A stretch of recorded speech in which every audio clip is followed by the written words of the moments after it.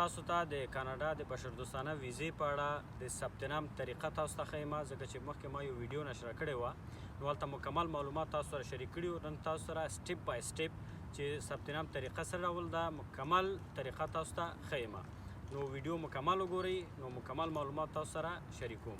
کاناډا بشردوستانه ویزې ته د ثبت نام طریقه تاسو ته نن ښیم چې څه ډول باید تاسې ثبت نام وکړئ. لومړی خو لینک ضروری ده، باید تاسو سره لینک موجود وي. د کوم لینک د ذریعه باید تاسې ثبت نام وکړئ. نو دا یو آفیشل لینک ده، دا زما یوټیوب چینل ده، ګورئ سټارټ ټو سټار. نو دغه زما یوټیوب چینل ده، دلته دغه ویډیو ما اپلوډ کړې ده.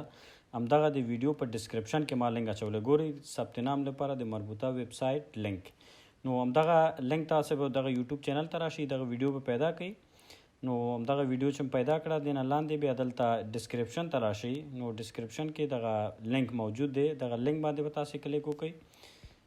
نو چې کله لینک باندې کلیک وکړه نو دغه سایټ به تاسو سره خلاص شي. ګورئ دا د کاناډا آفیشل ویب سایټ ده، د کاناډا دولت آفیشل ویب سایټ ده. نو چې کله دغه لینک ته تاسې راغلی، ګورئ دلته لیکلي کرایسس سچویشن کانټیکټ اس ارجنټلی. نو چې کله تاسې راغلی دې بخش ته راشئ، کله دې بخش ته راغلی ګورئ what do you need to do. نو دې ته راشئ، چې دې سر ته راغلی تاسې دې باندې داسې کلیک وکړئ. ګوره دلته make changes to my application, replace a lost, stolen or destroyed documents.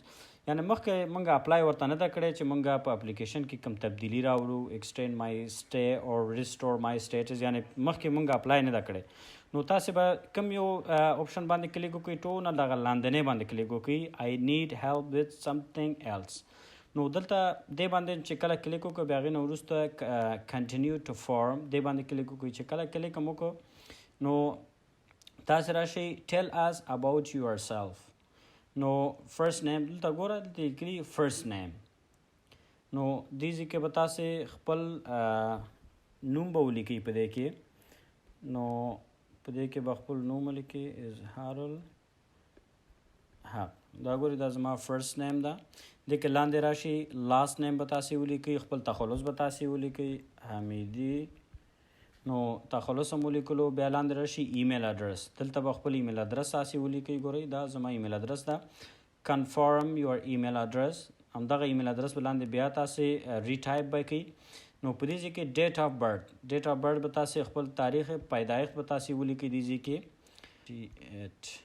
1998 صحیح شو. دې ځای کې ډیټ آف برث تاسې ولیکلو، یوازې ایئر یعنی کال په دې کې غواړي. لاندې راشي منت، په دې کې به منت تاسې انتخاب کړئ، منت دسمبر. نو ورپسې ډے به تاسې انتخاب کړئ، کومه ورځ ده دسمبر 25 ده زما برث ډیټ. ګورئ دا انتخاب کړ. بیا په دې کې لیکلي ورس یور یونیک کلاینټ آیډنټیفایر یعنی یو سی آی نمبر. نو یو سی آی نمبر تاسې نه لرئ ښه.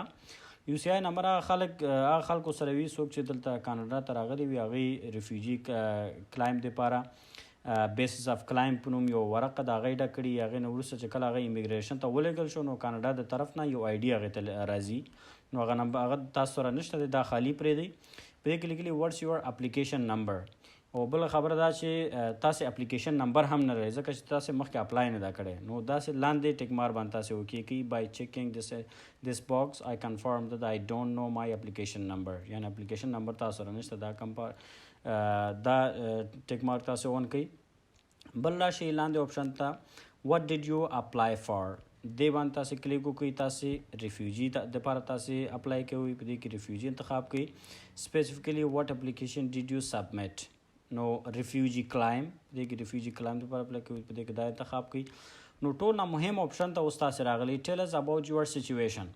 نو په دې ځای کې نو تاسې ډېر مختصر او شارټ د خپل کیس په اړه معلومات تاسې په دې ځای کې ورکړئ چې تاسې کوم ډول چیلنجز سره تاسې مخ یاستئ، کوم خطر تاسو ته مواجه ده. مکمل هغه کیس به ډېر شارټ دی تاسې دې ځای کې هغه مهم او دقیق او مختصر تاسې هغه معلومات په دې ځای کې ولیکئ.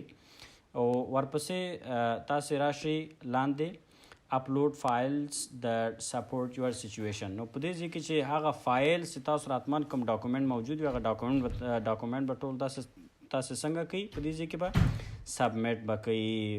د میکزیمم فایل سایز فار ایچ فایل از 3 MB. د 3 MB څخه د فایل سایز شي وي باید زیات نه وي. if a file is bigger than 3 MB you need to reduce the size of your file. نو که چېرته د 3 MB څخه ستاسو فایل زیات وي کولی شي تاسې فایل سایز ریډیوس کړئ، کم یې کړئ. بعضې اپلیکیشن شته دي هغې باندې تاسې کولی شي کم یې کړئ. نو په دې ځای کې به تاسې ټول هغه ډاکومنټ چې تاسې لرئ چې هر ډول ډاکومنټ وي تاسو سره چې هغه ستاسو کیس سپورټ کوي، کوم اسنادونه وي، کوم د خطر چې تاسو ته کوم مواجه ده د هر ګروپ نه د هر طرف نه هغه اسنادونه تاسې لرئ، ثبوتونه تاسې ټول دلته څنګه کوئ هغه اپلوډ کوئ. نو چې کله هم اپلوډ کړو بیا هغې نه وروسته I have read and understand the above disclaimer دې باندې تاسې کلیک وکړئ. بیا هغې نه وروسته review your request. نو ریویو یور ریکویسټ باندې کلیک وکړئ چې مکمل دغه معلومات چې تاسې ورکړي دي هغه معلومات څنګه کوي تاسې یو ځل بېرته د سر نه کتلی شئ چې کوم ځای کې څه مشکل وي، څه درنه چې پاتې وي. اوس ګوره دې کوم چې نه ورکړی مکمل هر څه چې وکتل بیا هغې نه وروسته تاسې څنګه کوئ بیا دلته به سبمیټ راځي بیا به یې سبمیټ کوئ.